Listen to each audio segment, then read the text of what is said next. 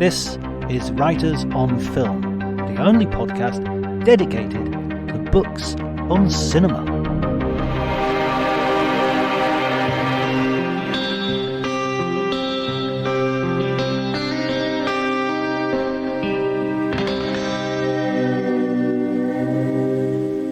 Hello everybody and welcome to the Writers on Film podcast. My name's John Bleasdale. I'm a film critic and writer, and today I'm going to be talking to Glenn Frankel. Glenn was a journalist for the Washington Post for many years before turning his hand to writing some of the best film books of the last few years. He has written books on The Searchers, High Noon, and most recently Midnight Cowboy. We'll be discussing all of the books. If you enjoy the conversation, please remember to like and spread the word as far and wide as you can. You can follow me on Twitter at drjonty, DRJONTY, but before you do any of that, please enjoy the conversation.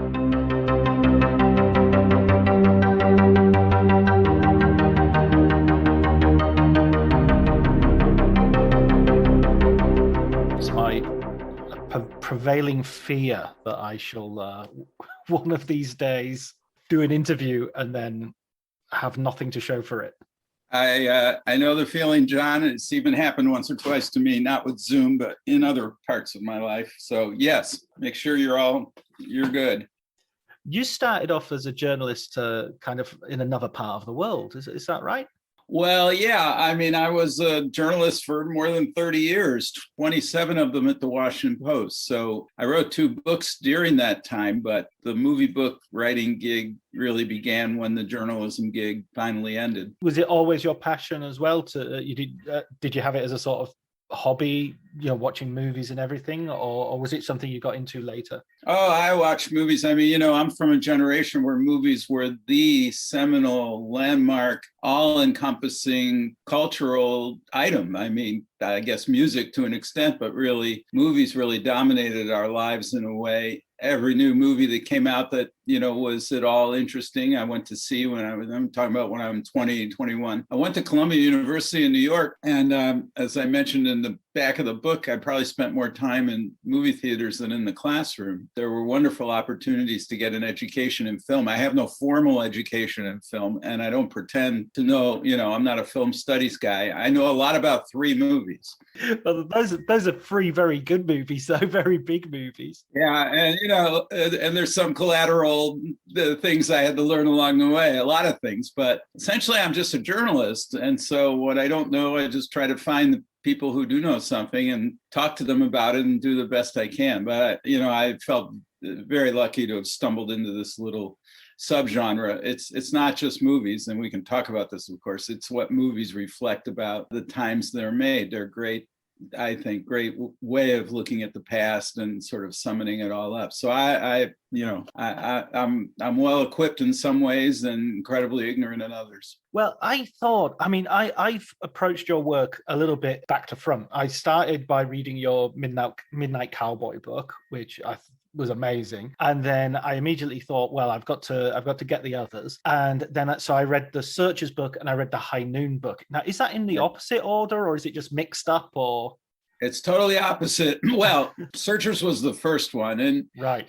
Searchers was when I left the Washington Post and I was lucky enough to land a gig at Sanford University teaching journalism. I had time, to do a book, but I didn't want to. I'd been a foreign correspondent, but I didn't want to write a book, I don't know, about the Iraq War or Tony Blair or whatever from California. I needed an American book. And Searchers had always fascinated me, and I talked about maybe doing that someday, coffee table book. I don't know, But it seemed like the obvious thing to come back to once I was at Stanford. I thought I could go out to Monument Valley and do a book about John Ford and John Wayne going to Monument Valley to make this amazing movie. I found out about a week in, namely when I bought the 2-set DVD for the 50th anniversary, that it was the first documentary. I, dialed up on that, began with John Milius saying it's loosely based on the true story of Cynthia M. Parker. And so suddenly I was launched on a much more complicated and ambitious project, which would be to trace the damn thing from its real beginnings. But that's exactly what I was best suited to do, because, if it comes to writing about history or researching, I'm good. Writing about John Ford, who, was another matter, writing about the movie where there was very little written down. But,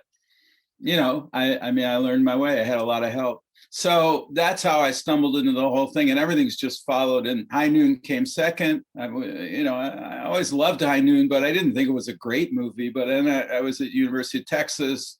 We did a little film series. I talked about Searchers. Somebody from radio, TV, film, who knows a lot about movies, did High Noon. And not only the Blacklist connection, but really, made the case for High Noon as a great movie. So I fell into my lap. And then Midnight Cowboy, as we might discuss, took much longer to come across, but boy, I'm very happy I did. I think in many ways it's the best of the three and the one that was most engaging for me. These books are wonderful for me because I get to learn stuff I don't know anything about.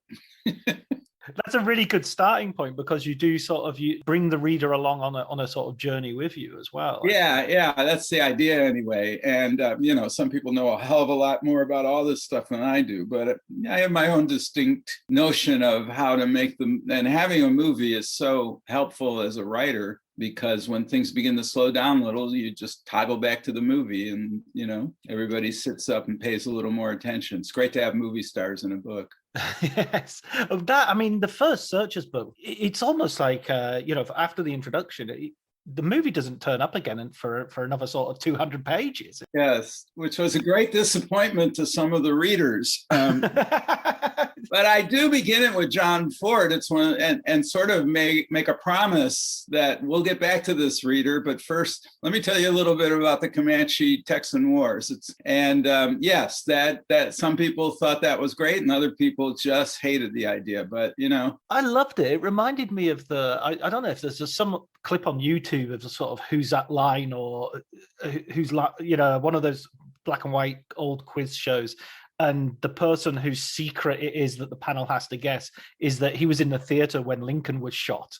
He was like, and just that sort of like, what? How can that person be on television if he was in the theater when Lincoln got? But that connectivity is exactly what the Searchers book does. It has that, frontier situation, and it draws a line which goes right up to the making of the film and then the reception thereafter, and right up to the present day, in fact. Yeah, it was, the beauty of it was, I didn't know exactly what the theme of it was. For a while, I thought, I'm writing about storytellers, so everybody's a storyteller. Well, as things went along, it became clear to me what should have been obvious from first. It begins with a story that becomes a legend. It becomes a sort of frontier myth, that fits snuggles very well in the American myth. And each iteration, including Searchers, and in the end, including my own damn book, is another iteration of the myth, and examined, pulled apart, held up through the microscope of our own time and values and needs. And every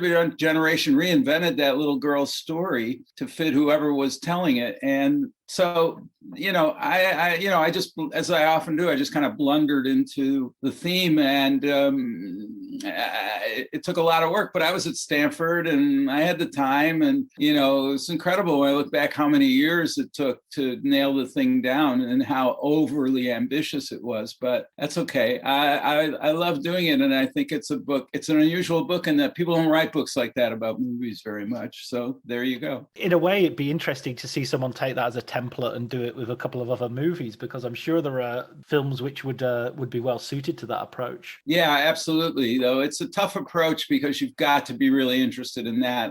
The folks who write movie books generally are interested in movies.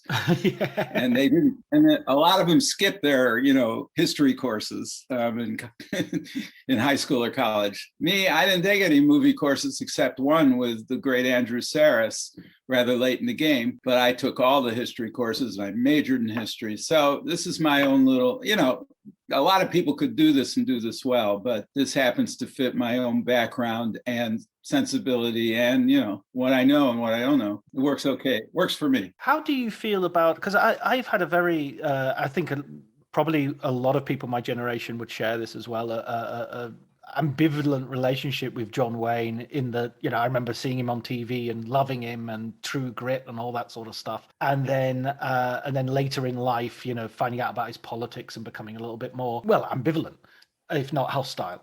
And then sort of as I've gone older, I've actually got back into him and really appreciate him. I read the Scott Eyman biography and I really appreciate him more. How has your sort of relationship with the Duke progressed? Well, I think it's a similar arc in the sense that I loved, the early stuff I saw. I was too young to read much into it.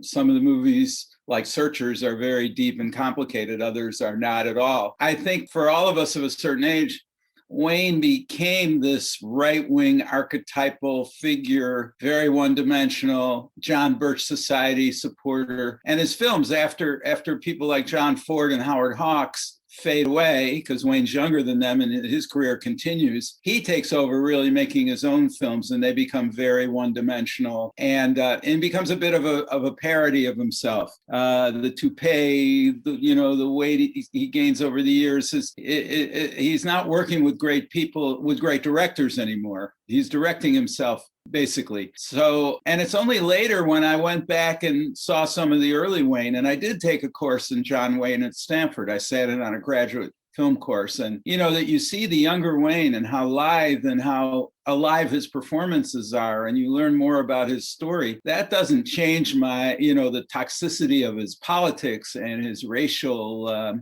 prejudices and all that. But at the same time, you see what a talented performer he was, and you get to appreciate that. And Searchers, of course, is, in my mind, his greatest performance, and in his most complex movie. He's not responsible for the complexity of the movie, but he is responsible for the performance. And without his performance, without taking that iconic Indian killer figure and showing us what's underneath that and all the damage. This is a guy who sets out to kill his niece because she slept with Comanches after being kidnapped. But he never says, oh, I've got perfect solution for my problem. I'll just go kill my niece and everything will be fine. You can tell he's deeply troubled by all that he doesn't have an answer, that, taking out a gun and shooting somebody ain't going to get anybody any peace out of this. And it's a masterful performance. And once you begin to get comfortable with that, well, inevitably you have to have more respect,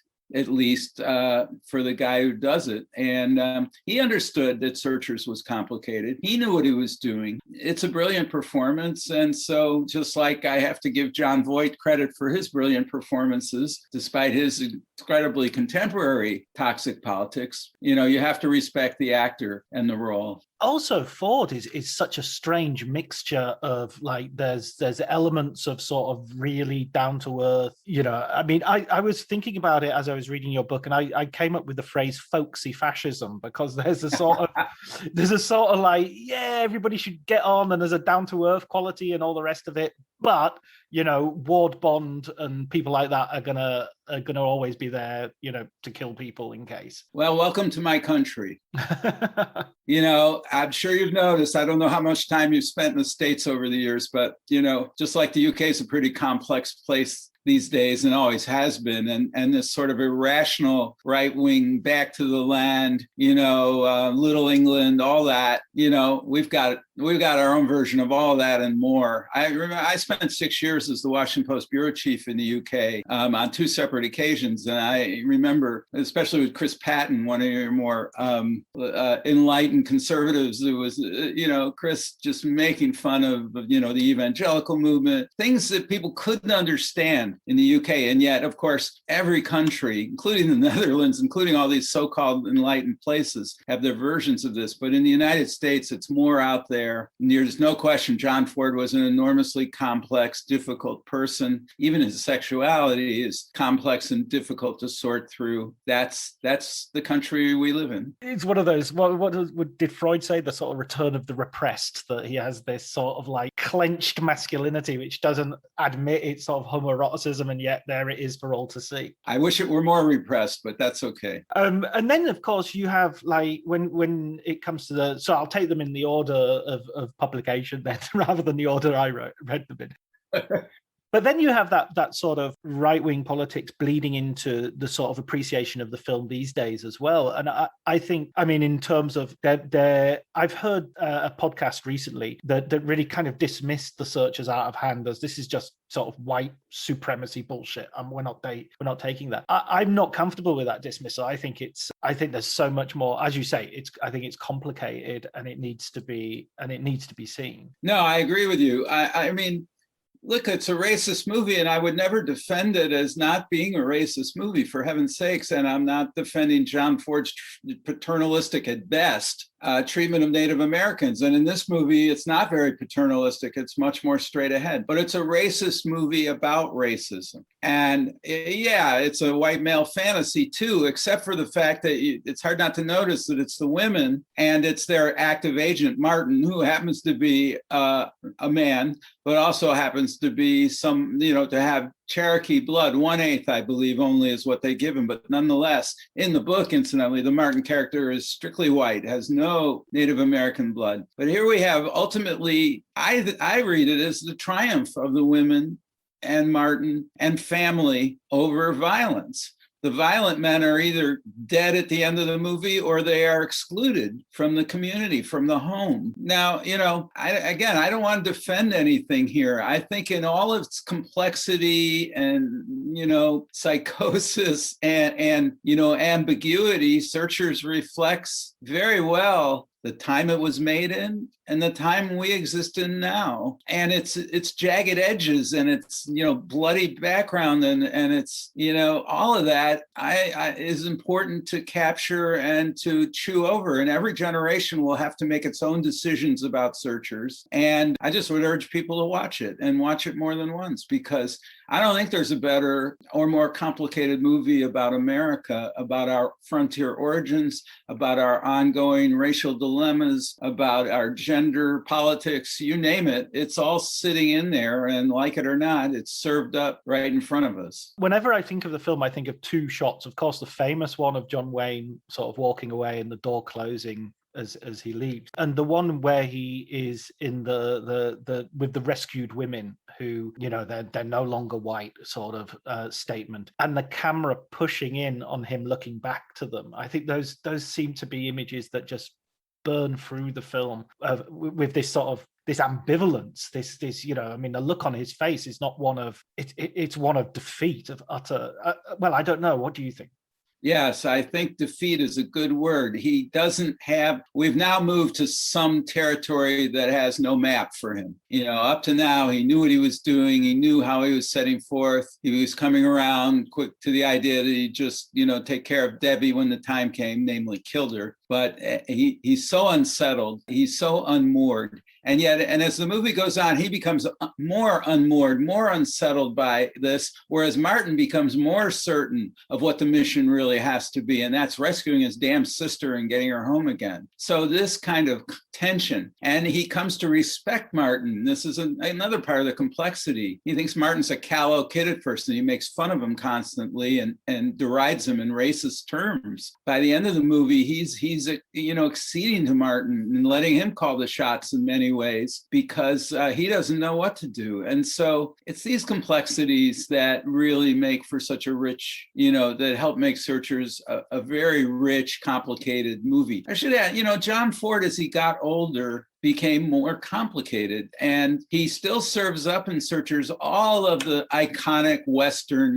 tropes, the savage, Native Americans, the man who knows Indians, the Indian killer who protects us with a gun, but who knows Indian lore, and, all those things that come from James Fenimore Cooper and earlier manifestations. They're all in there, and yet therefore Ford is also undermining all of these iconic figures and tropes. He's also suggesting that things are a lot more complicated and unhappy and sad and fragile than one might expect. And so, I don't expect everybody to get it or even to try to get it. If someone critiques the movie as a racist thing that doesn't need to be watched anymore, well, that's their privilege. Movies are very personal. They're very intimate in a way. Our our connection to them depends a lot on who we are and when we watch the movie. When I watch a movie like Searchers when I'm 12 years old, it's very different than I'm watching it in my 70s. So that's fine. I mean, but we miss a very rich experience, I think, if we just put that movie, lock that movie in a closet and forget about it. It's too powerful and it's too painful to be left in a closet. I think as well, when we have an understanding of history, we see a value in historical things which involve their difference from our contemporary reality as well. But these things don't fit comfortably within the framework of how we're comfortable with talking about things, because they happened half a century ago or more. They're not supposed to fit comfortably. History never fits comfortably. And if we think we can put everything in a neat little box, and it's racist, not racist, all of that. I mean, we've been going through this again, and history constantly recycles itself. And in this country where our vision of who we are, of what it means to be an American, things we thought were settled, at least after the American Civil War, turns out they're never settled, that they need to be revisited and argued about. And sometimes guns go off for each generation. And my God, that's what we're seeing now in the United States, especially, is another reckoning with who we are and who gets to be an American and who doesn't, who's allowed here and who isn't allowed here, what it means to be an American. These questions, it turns out, are never settled. And smug people like me who thought, after Britain voted, I remember the referendum that, passed Brexit. It was the summer of 2016, and I was in London researching the High Noon book. And I said to friends, well, nice going. You've been criticizing America all these years, and now, your idiot country is about to slit its own throat economically for no reason at all. I said, and at least, whatever's going on with you guys, at least we won't elect an idiot like Donald Trump president. And of course, 3 months later, that's exactly what we did. So don't listen to me. I don't know anything.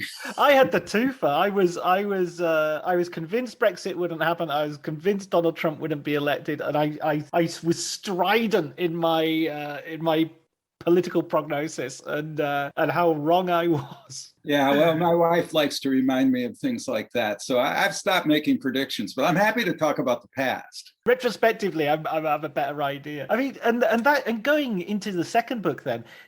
Talking about being really uncomfortable, one of the things that struck me, I know about HUAC, and I not very in depth, and your book was probably as in depth as I'd been in up until now, and it just struck me as what a horrible and depressing time that was.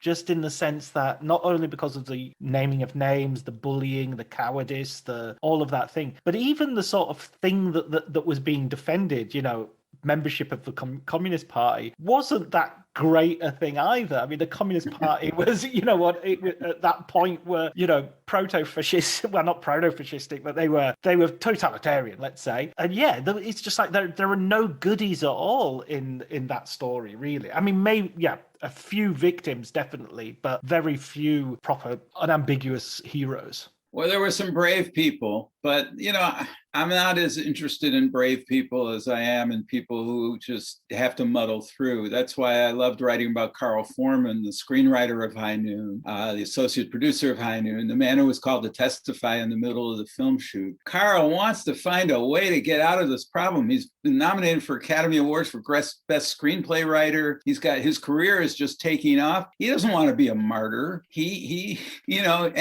squirms and tries to find a legalistic way to avoid betraying his friendship and his deepest principles, and yet at the same time cooperate with these clowns and get this off his plate and get on to his golden career. But he can't do it. In that sense, he's like the Marshal in High Noon, and of course he ends up identifying with him. Gary Cooper, the Gary Cooper character, doesn't want to face 4 young gunmen alone on the street. He tries every way to get out of it. He tries to get all his pals to help him, but of course they walk away from him. He's on his own. He'd much rather ride off with with Grace Kelly somewhere, his new bride, but he can't do it. And it's this sort of reluctant courage under fire, this, the last straw, the last thing, and you can't get out of it. That's in some ways, to me, a very American thing. And it's one of the reasons why High Noon is still worth watching. And there are people like that. There are people who tried during the Blacklist era. The thing that struck me was so obvious. All these institutions that are designed to protect us in these moments failed. Every one of them. The Democratic Party was useless. The White House, where both President Truman and later President Eisenhower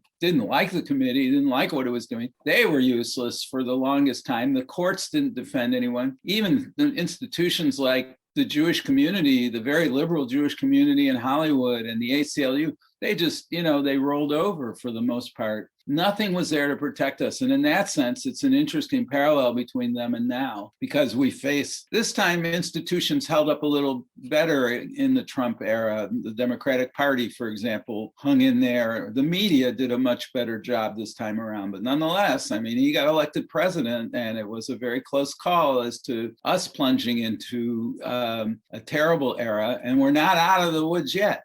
Oh, no. So I had no idea when I started on that book that I'd be writing about something with so much contemporary resonance. And I'm very sorry that it has so much. But we go through these cycles of, backlash. Here it comes after World War II and after the New Deal, the most progressive moments in American history, I would argue. And then, boom, we get dragged back into the morass. Absolutely. I love the bit in the movie which connects so much to this and this idea of sort of heroism as a sort of compromised, dirty thing is him riding out with Grace Kelly in their little buggy, and they go out and he gets halfway and he actually has this line which I thought was amazing, where he says, "What am I doing out here? I don't even have a gun." Yeah. And it's just like, so him going back is yeah, I can't run away, but it's also, this is suicide. If these guys are going to follow me, they're going to gun me down. And so there's this, even at that point, the decision is a mixture of him, a man's got to do what a man's got to do, and I haven't got a gun. I should go back and get a gun. Yeah, that's a very good point. He's a very clear thinker. He doesn't like the results of what he's finding out. And you can look at the whole film as his journey, of course, around town, looking to find a different meaning. But the meaning becomes clear to him, especially in that church scene in the middle, that public scene where, having been abandoned by the state, he's now abandoned by God and God's supposed followers. He sees it. And yeah, he sees they'll be mowed down if they're out there in open territory with no gun. He's got to have a gun. He still thinks he can get the folks to back him up. He's in for a big surprise. And in the end, though, he has to walk out and face those four guys. He could have taken his guns, grabbed the girl, and hightailed it out and maybe gotten away, maybe not. Who knows? It's a Western, he could shoot them all from distance somewhere. But he can't do it. He can't do it. He can't explain it. He's so, you have to listen to the song. It's too bad the bride couldn't hear the song, because that explains very well. She keeps just asking, why are you doing this? And he can't tell her. He can't explain it. The song explains it. But it's just a very rich, and it's so beautifully put together, the screenplay, using the clock, using all that. It's wound, it's a clock itself. It's a beautifully timed mechanism. It's very artful, and for all kinds of reasons. But the heart of it still is this guy who, you're right, he's being pragmatic, but he's coming to the obvious conclusions. But in the end, he still walks out there on the street, and she saves him. She saves, and that's beautiful too. That's the most romantic, one of the most romantic things I've ever seen in a movie, her shooting that guy. And she has to sort of twist her principles as well in order to do that, because of course she's a Quaker, so she's a pacifist. And so, yeah. They have to sort of meet in the middle somehow. Exactly. She has to betray her deepest beliefs, and they're based on what she had seen in her life earlier, the gunning down of her father and her brother. So, these are two people who have only themselves to rely upon in the end. And they come through for each other. That's the sort of romantic part of this movie. In real life, the four guys would have gunned him down and kicked his body into the dirt and rode off with her to God knows what would happen after that. But this being a movie, it ends in this other way, But still, Carl, this movie packs a real punch because he leaves this corrupt community. And, John Wayne wasn't totally wrong. He hated this movie. He thought it was a commie movie. It's not a commie movie, but it has a very, very dark view of bourgeois society. And it's cowardice when faced with a real challenge. It's so funny as well that John Wayne, accepting the Oscar for Gary Cooper, made that sort of mealy-mouthed speech about, oh, why don't I get parts like this? And it's like behind the scenes, he's trying to get them to burn the negative. Right. Well, John Wayne was a great believer in hierarchy, though, and Gary Cooper was his elder and someone he had admired and still admired. And so he, like, your liege, he stooped down, and went and did his job. There's more than a little hypocrisy in Hollywood, John. I know this will shock you to hear that. I'm sitting down. I'm glad I'm sitting down when you say that.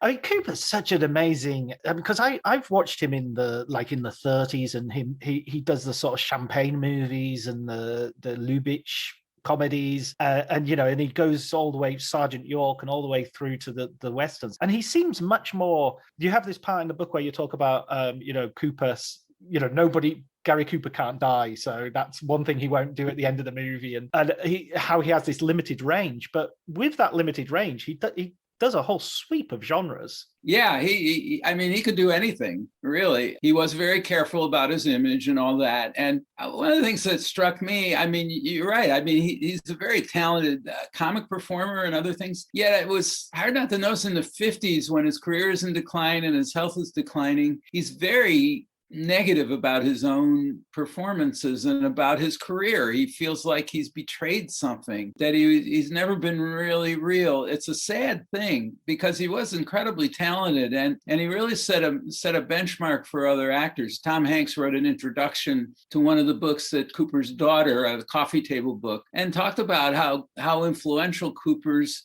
acting was for people like him. He's a great movie actor, and he's always convincing. He's in a lot of terrible movies, but he's always good. And in High Noon, it's an extraordinary performance in that it's so minimalistic and naturalistic, and and almost could be a silent film for all he has to say there. And yet it's very convincing and very powerful. It is a tribute to him and to the magic that movies can pull, the magic wand that movies can wave over a story. I've become, I think since the lockdown, I've really sort of gone through a whole bunch of his films and just discovered totally different angles, probably from knowing him from High Noon and then back. But you said right at the beginning that you sort of, you didn't, High Noon wasn't a film that you particularly liked when, and then you sort of did a course and look, or you saw it again and sort of saw it through in a new lens. Did you? Is there, through the writing of the books,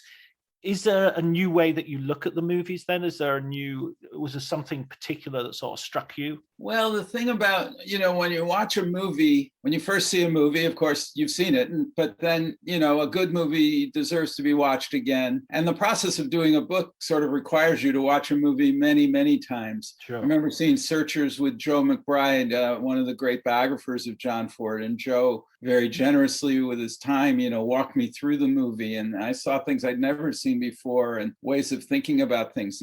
I think good movies, of course, always reward reviewing. Midnight Cowboy has been like that too. And again, this is partly having watched it when I was 19, and then again, maybe in my 40s, and then again, and now having watched it many times. Midnight Cowboy in many ways really rewards watching over and over again, in part because the original story is so bleak, it can often blind you to what's going on in the movie, other than the bleakness as winter sets in and these poor guys, are in desperate situations. Well, after you've seen the bleakness, you still know it's there, but you begin to notice all the other things, the comedy in Midnight Cowboy, the beauty of the small performances of Jon Voight and his little playlets with the other actors. He's in every scene, but it's a two-hander almost constantly, first with Sylvia Miles and then, with John MacGyver, and et cetera, et cetera. And they're also wonderful. And many of them are funny, so, sharp, nasty at times. You begin to pick up,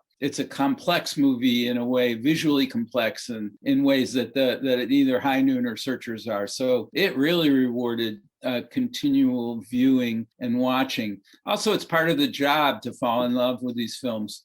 But I find in each case, that I have. I mean, I used to put Midnight Cowboy down somewhere below Godfather and The Graduate and Bonnie and Clyde and the great new Hollywood movies. I used to keep it about number 10. Well, it's number one as far as I'm concerned. It's more complex and has more things to say and is more successful and modern. I love those other movies. I mean, the Godfather movies I could watch all day. But, Midnight Cowboy really is a very rich cinematic experience. So, yeah, helps to watch them again and again. I watched it when I was like 18, 19. When you're discovering all those 70s movies and you're going through the new Hollywood, and I was, you'd read about a film and think, right, I've got to see this. This is one that keeps coming up again and again. But The Graduate, The Godfather, I've rewatched hundreds of times.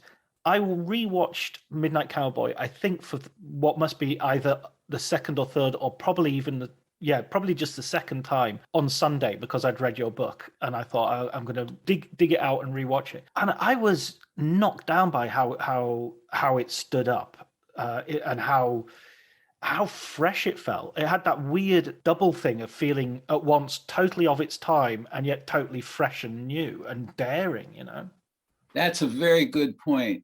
There's a duality to it because it captures New York in the late 60s brilliantly in terms of attitude and the cinematography. It is like a documentary. And no surprise, John Schlesinger and his cinematographer, Adam Hollander, both come from documentary backgrounds. They're both loved in, Italian neorealism movies of the late 40s and 50s. They share that sensibility. I lived in New York in those years. I went to Columbia University, and New York looked like that and smell. You can even smell New York in that movie. Yet at the same time, it has a very modern feel to it. And I think part of that is the wonderful acting, both the two leads who are extraordinary, Jon Voight and Dustin Hoffman, but everybody in that movie is great. I just saw it 2 weeks ago in Austin, Texas on a big screen. I hadn't seen it on a big screen, I don't think, since I first saw it. And that was a powerful experience. And it was interesting. My wife, who has never loved Midnight Cowboy and was kind of, dreading having to see it many times, she was rescued in part by the pandemic, which meant we didn't go out and go around the country showing the movie and talking about the book the way we usually do. But she saw it on the big screen and she liked it much better then. You could see some of the things just stick out at you, especially the close-ups. Schlesinger doesn't do a lot of close-ups, but when he does one, you're there. And, especially with Voight and Hoffman in the shabby tenement, squat that they're in, those close-ups are just very powerful on a big screen. So it really is a movie that unfolds and that always gives you something. The screenplay, you appreciate more and more the tightness of the screenplay, the brilliance of the first third of the movie, which is a combination, I think, of all these things, plus the damn song. Yes. I mean, that song, everybody likes to credit Mike Nichols, and he deserves credit for having invented almost the modern soundtrack of using Simon and Garfunkel over and over again. Sound of Silence 3 times, I think, in the first 30 minutes of The Graduate. But boy, Schlesinger uses Everybody's Talking and more effectively in a way. It really is the heart of what he's trying to do, because it's the heart of the character. Everything in that movie in the end is from Jon Voight, from Joe Buck's point of view. Right. And that song just beautifully sums it up. And also it's just such a beautiful song, the way it's done. So, it's the full package as far as I'm concerned. Yeah, and Jon Voight's performance, as you say, he's become something of a caricature in recent years in terms of certainly his public persona. I believe he's still a great actor, but his Joe Buck is such. I mean, the way he holds onto that transistor radio and he's constantly playing with it. And at first you think that's a bit sort of hokey, and I'm not sure what he's doing with that and what's the idea. And then you realize that this guy is like a traumatized, and it's his security blanket. It's his way of sort of putting something between him and the world. It's just amazing. And that's a very good point. It really is the thing he clings to. And it's a very sad moment when, and symbolic moment when he finally lets go of it for $5. You're too young to remember when transistor radios were like the coolest thing in the world. I'm not that young, unfortunately. Well, maybe you had one under your pillow every night, hiding from your parents, listening to, rock and roll at 11 on weekends and midnight, with that damn little transistor radio that didn't work so well, and that stupid little, you had an earphone that came with it that never worked properly. And occasionally the station would go out and you'd have to redial. Yeah, what a mess. But those things were, he's partly a case of arrested development. He's trapped in an adolescence, if you will. He's a man trapped in a kid's sensibility, and the transistor radio is really crucial to that. You're absolutely right. Yeah, and Hoffman as well, coming off The Graduate. I mean, they'd already cast him before The Graduate hit big, of course, but what a decision to do that as a sort of his sort of follow-up movie. And Mike Nichols being furious at him because it was like, I made you a star and you're going to play this sort of Beckett character. Yeah, well, Hoffman is, Hoffman's such a fascinating figure because, as you point out, he comes off The Graduate and he's not just suddenly a movie star, which he never expected to be and claims he didn't really want to be, but he's a movie star in Mike Nichols's movie where Nichols is shaping his performance and making him do things that he's not comfortable with. And then he's also a counterculture icon immediately, because The Graduate in the end is a generation gap movie, and we all watched it and said, yeah, we hate our parents too, because we did. That came with the territory. Hopefully you grow out of it. Some people never did. So Hoffman is suddenly this big deal, and for him to get in this kind of movie, really, he didn't. It affirmed for us that Hoffman was very special, that he wasn't, just the average guy looking for a break, that he had a meaning to his life, and the meaning of his life was to be a great actor, and that not a great movie star. Now, was he conflicted about that? Yes, of course, because he wanted the money and he wanted the success, but at the same time he wanted to be true to his identity, to his values. And so you watch Hoffman wrestle with this, and he makes this movie. And I think one of the reasons this movie did so well, yes, he's great in it, it's one of the reasons it's a great movie, but one of the reasons the movie made a lot of money was because Hoffman was in it. I mean, I went to see the movie in part because there was Dustin Hoffman, and this looked really interesting. And it affirmed our belief in Dustin Hoffman, and it made him an even bigger movie star.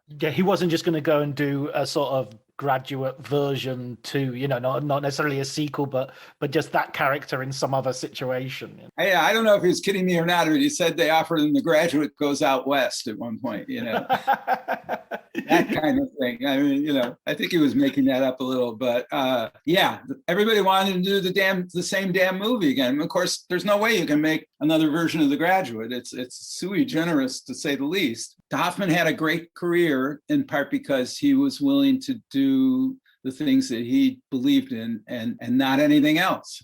Yeah, I mean, well, one after the other. You could argue that The Graduate is, as you say, sui generis, and then Midnight Cowboy. It's not like there's another Midnight Cowboy that comes along in a few years. Or, I mean, it's kind of it's hard to even think of today there being similar, films about sort of male friendship, which is so complex and so complicated in terms of homophobia, homoeroticism, and life of a male prostitute. Yeah, no, it is very much its own movie. It's very much John Schlesinger's movie, his take on it. One of the things that's so extraordinary about the story, of course, is we sympathize with Joe Buck. We want him, we laugh at him, but we ache for him also. And then he goes out and he almost kills, or maybe does kill, his pathetic male customer near the end of the movie. And that was in the book. And Schlesinger insisted on keeping it in the screenplay. Waldo Salt agreed with him. I mean, it was a tough call, but it's one of the things that I think is part of what makes it a great movie is that it's it doesn't compromise. Schlesinger wanted to make a movie that people would go see and enjoy and spend money on and all that, but he also wanted to make the damn movie that he wanted to make and be true to his vision of what it had to be. And you see it there, and Voight does it. I mean, Voight it's still Joe Buck. We still sympathize with him, but there he is beating up this poor schnook. So nothing's easy for you in Midnight Cowboy. Nothing's handed to you and said, "Oh, feel good about this." Yeah, and I mean, what you said earlier about the Waldorf Salt screenplay as well, because right at the very beginning, Dustin Hoffman refers to him as killer, and then you have that scene at the end, and there's another little moment in the screenplay that I love, which is John Voight gets Rizzo's name correct. At that point, you just know, oh God, he's dead, isn't he? He's dead. There's no way he got that. That's like that's the Chekhovian moment of like, here comes tragedy, Yeah, fair enough. Fair enough. You mentioned earlier that the first hour of the movie is the series of sort of playlets that John Voight does with these these different situations and what have you. When you get to the sort of you wouldn't even call it a cold water flat. It's almost like the film sort of becomes like a Beckett play or something, a really sort of down market Pinter. It's Well, yes. I mean, that's, having been out in big New York with all these predators, now we've worked our way into sort of subterranean New York with, one predator, it turns out not to be such a predator. So they're on their own now, but they're still up against the elements because it's a squat. Right. It's the water, surprisingly, there is running water. I'm not sure how that worked. There was no electricity and things get desperate. And it's like, once you get to the bottom, there's still more bottom to go. And they finally, they have to get out. They can't stay there. For one thing, the demolition guys are catching up to them slowly and going to knock this place down. But for another, it's getting colder and nastier. So you're right. It's very, subterranean, and then it gets more subterranean. And they're desperate men. There's so much serendipity making these movies, especially, retrospectively, you look back and you think, oh, well, it couldn't be any other way. But, one of the things that struck me in the book as well was the idea that for the party scene, Andy Warhol was supposed to be going. And I think that would have, I don't think that would have worked. I'm not saying I'm glad Andy Warhol got shot and wasn't able to go, because that would be too much of a sacrifice to the movie gods. But it would have. I think there would have been an element of imbalance to them sort of meeting someone so recognizable or having him on the screen. Yeah, that's a good question. I in the end, Warhol wasn't willing to do it because he couldn't control it. And I think one of the things he might have recognized is that he would have been cut to like 5 seconds. They would have just shown his face just to ground us a little more. I keep coming and going about the party scene. On some level, I don't think it really works very well, but it does open up the movie in terms of what New York was like in that era, and that you could be in a situation with these crazy lunatic, superstars and homeless people being at the same party. New York, the cultural scene was kind of wide open and weird and dangerous and all that. It moves the plot along in a number of different ways. So, I'm coming around to it. But boy, it took them 5 or 6 days to film it, and they use about 7 minutes altogether. And a lot of people, it's just hard to say whether it really works or not. But it had to be there. They had to make those moves. And the energy that went into putting this together, getting all these people dressed, getting all these superstars and, Warhol second-rate recruits down there and filming them day after day and allowing them to smoke dope and screw in the hallways and all that. What an enterprise. That sums up the time in a way, that the effort to make the scene is especially more about the 60s than the scene itself. There's a real sense as well that there's a new era coming in, and in some ways maybe Joe and Rizzo are just not, they're in the wrong time. You get a feeling that Rizzo would have been, he would have been with the Beats or something in the 50s rather than the late 60s. A conniver like him could have got away easier. Yeah, maybe so. And it's interesting because the novel, of course, by James Leo Herlihy was set in the early 60s and published in 65. And the party there is more of a beatnik style party, a couple of hip guys dancing together and bongo drums and things like that. So I think you see a little bit of that disconnect between that era and the late 60s, when suddenly all the borders are gone, and and everybody's going crazy in a whole new, both exciting and scary way. I love the way as well in all of the books there's this sort of afterlife to the movie, and to the there's a because each of these movies has such important sort of endings. They're so you have the searchers with the closing door, you Natalie Wood, what happens to her? And then when you read about the legend and you find out what actually happened to the woman, it kind of puts on another layer of tragedy to the end of the movie.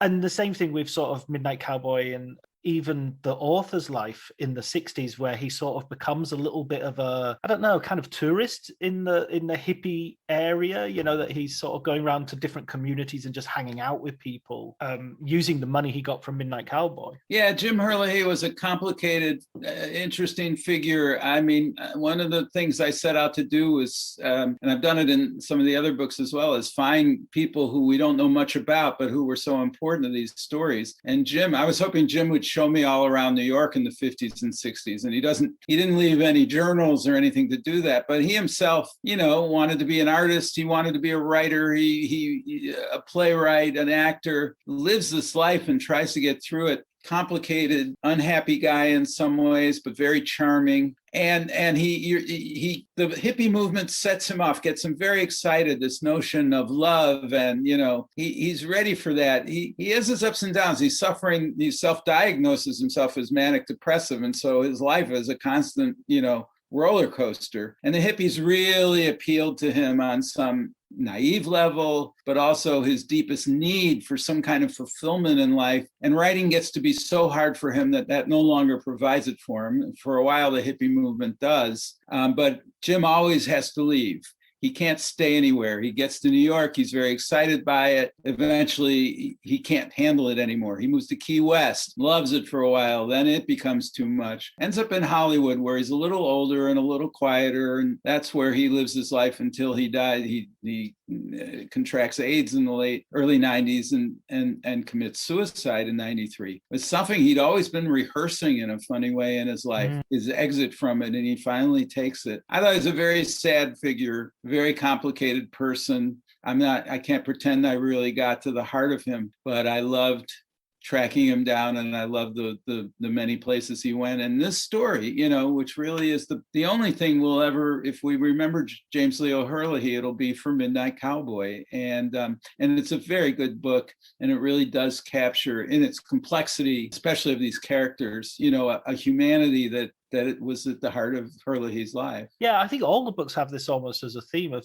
bringing out like where stories come from and where they go, and they have a much longer life than just the 90 minutes or the 2 hours that you see on the screen. It'll be interesting to see what happens to Joe Buck after he gets off the bus. We don't know. He's had some redemption here and there, and some recognition that he needs to be a vulnerable, normal human being if he's ever going to connect with other people. But he's almost just killed a man, and his partner, the person who is going to help him, guide him in this, has just died on the bus. And he looks like he has no idea what's coming next. And we don't know. He could get off at the bus station and buy a ticket back to New York, or he could settle down in Florida where he might be a normal guy, or he might become a real estate broker. I mean, we don't, nothing's clear. And one of my people who've written into me suggested, wow, what about a sequel about what happens to Joe Buck? And I had to point out to him that I actually don't write novels.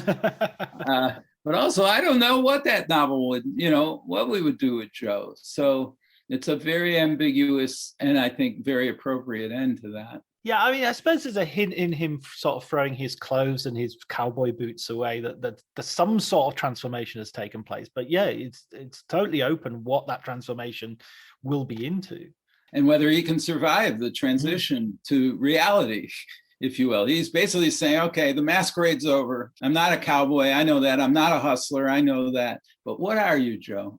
What are you? You're going to date that nice young girl who served you coffee? Are you going to settle down and, get a job and, form a bowling league? I mean, who are you? And how are you going to survive all the things you've been through? We don't know. That rhymes a little bit with. I always loved I think you quoted in the book John Wayne's take on the ending of The Searchers, where he says, I don't believe he sort of has to go. I think he just goes to the next town, has a few drinks, and comes back. It's like, he doesn't. Why does he have to? A door closes doesn't mean he never can go back inside the house. Yeah, well, John wasn't that big on cinematic symbolism, but I mean, then again, he goes out and makes, the Man Who Shot Liberty Valance, which is the same theme. Mm-hmm. He plays a character who also can't step into the modern world, who helps create the conditions for modern civilization, and I put civilization in quotes, but he can't be part of it. A man of violence, he's a man of simple ideas, and he can't be thrust in this more complex world, and he doesn't survive. So you can he should look forward and watch The Man Who Shot Liberty Valance to know what his fate really is. Listen, Glenn, I've got one last question for you. You've been so generous with your time. I really appreciate it. But I always have to ask everybody for a film book recommendation. So what's your film book recommendation?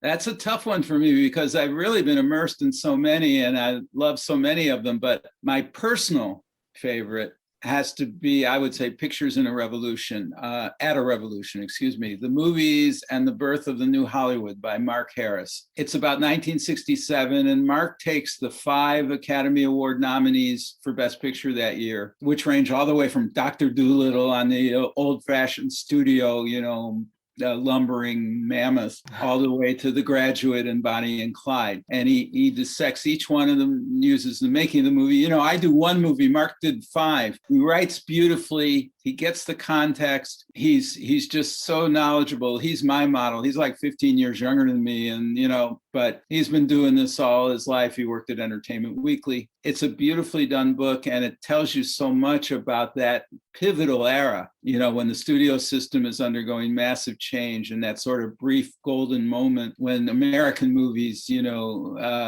set out and did some things. So that's the one I keep leaning back and wishing I could have done half as well as Mark. Well, I would respectfully disagree in the sense that I think that it's very comparable. It's an excellent book, Pictures from the Revolution, and it sits on my shelf alongside your books now.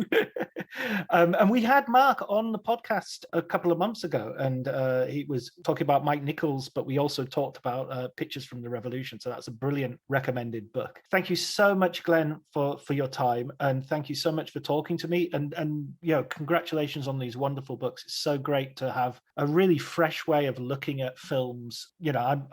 I love my history, so it's good to see them in their context. Well, John, this was fun. I mean, you know a lot more about movies than I do, and it was really fun to go over these again, the 3 of them. I mean, that's a rare treat for me too.